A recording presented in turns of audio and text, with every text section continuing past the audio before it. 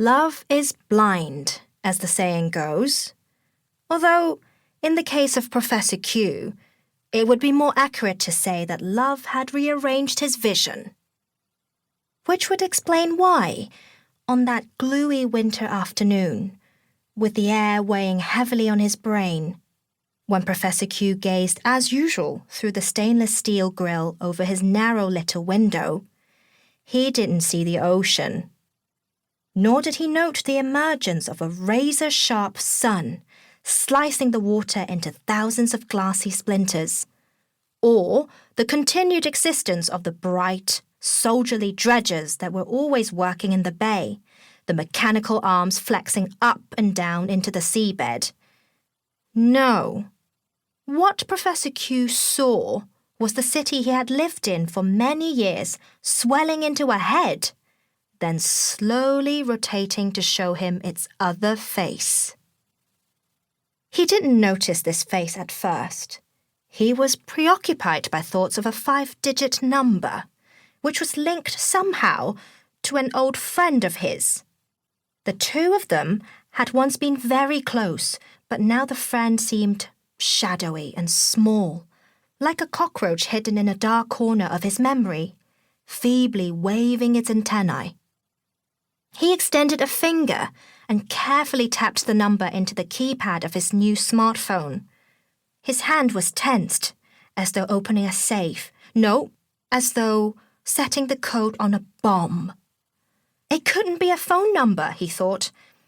If it ever had been, it would be disconnected by now. It was 3 digits shorter than the ones currently used in Nevers.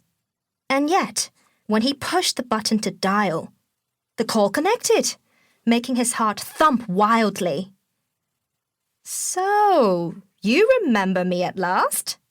A laugh sounded down the line. The voice was so distant and shady, so full of echoes, it could have been coming from inside a damp cave. After the laugh, the head outside the window finished its turn towards Professor Q. Then he saw a pair of long, slender, bird-like eyes, a mouth that was widening into a grin, and a pile of messy hair. Owlish! Could this really be Owlish? How could he have forgotten him after all this time? "I'm in a spot of trouble." As he spoke, Professor Q realized he sounded almost cheerful.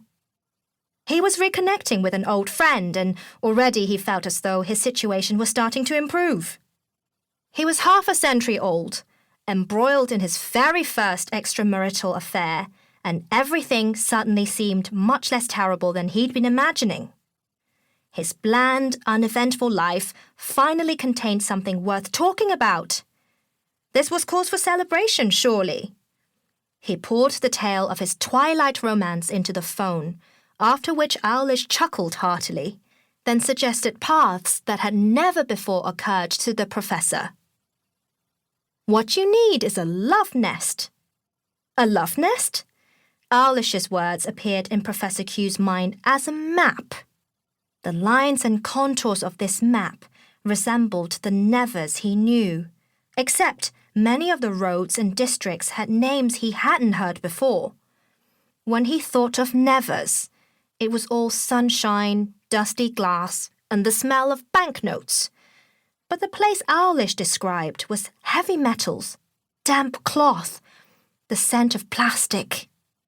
He gripped his phone and looked out at the sea, partially hidden behind his dark green curtain. His old friend's face was blurry again. The sunlight bouncing off the water turned vicious and stabbed at his eyes, forcing them into a squint. "This is the place. All those secrets you've been storing up for all these years, now there's a home for them. Not just for your lover, for anything you need to keep quiet. Cram it all in."